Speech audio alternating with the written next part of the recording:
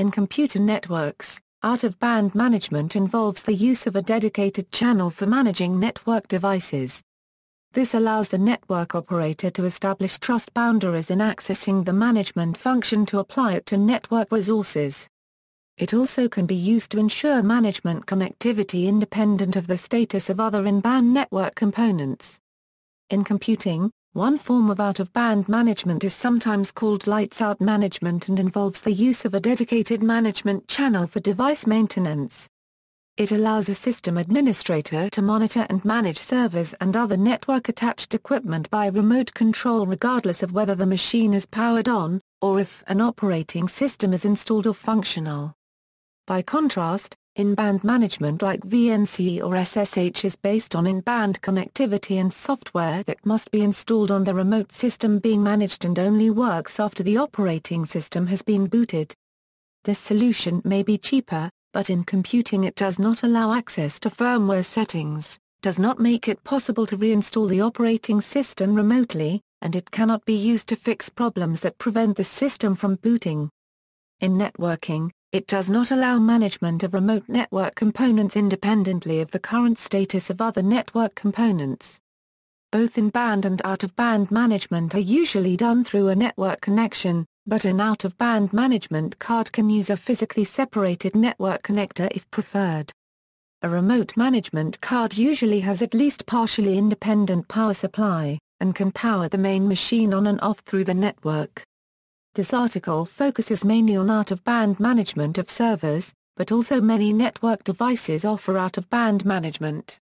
Modular blade systems with dedicated management modules often offer a dedicated OOB Ethernet port or lights-out management port. Capabilities: a complete remote management system allows remote reboot, shutdown, powering on. Hardware sensor monitoring. Broadcasting of video output to remote terminals and receiving of input from remote keyboard and mouse. It also can access local media like a DVD drive, or disk images, from the remote machine. If necessary, this allows one to perform remote installation of the operating system. Remote management can be used to adjust BIOS settings that may not be accessible after the operating system has already booted. Settings of hardware RAID or RAM clocking can also be adjusted as the management card needs no hard drives or main memory to operate. As management via a serial port has traditionally been important on servers, a complete remote management system also allows one to talk with the server through this port. As sending monitor output through the network is bandwidth intensive, cards like Mega RAC use built-in video compression. Devices like Dell DRAC also have a slot for a memory card where an administrator may keep server-related information independently from the main hard drive. The remote system can be accessed either through an SSH command line interface, specialized client software, or through various web browser-based solutions. Client software is usually optimized to manage multiple systems easily. There are also various scaled-down versions, up to devices that only allow remote reboot by power cycling the server. This helps if the operating system hangs but only needs a reboot to recover. Implementation: remote management can be enabled on many computers by adding a remote management card.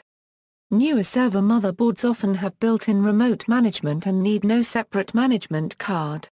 Internally, Ethernet-based out-of-band management can either utilize a dedicated separate Ethernet connection, or some kind of multiplexing can be performed on the system's regular Ethernet connection.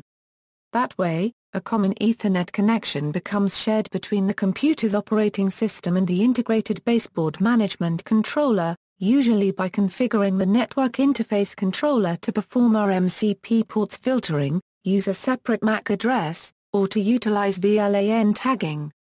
In a shared connection scenario, out-of-band nature of the management traffic is ensured by the NIC extracting it from the incoming traffic flow, and routing it to the BMC.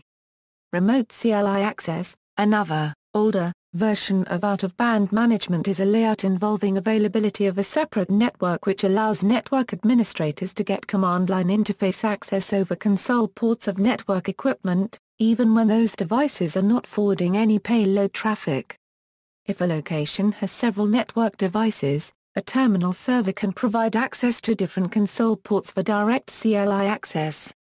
In case there is only one or just a few network devices, some of them provide O ports, making it possible to connect a dial-in modem for direct CLI access.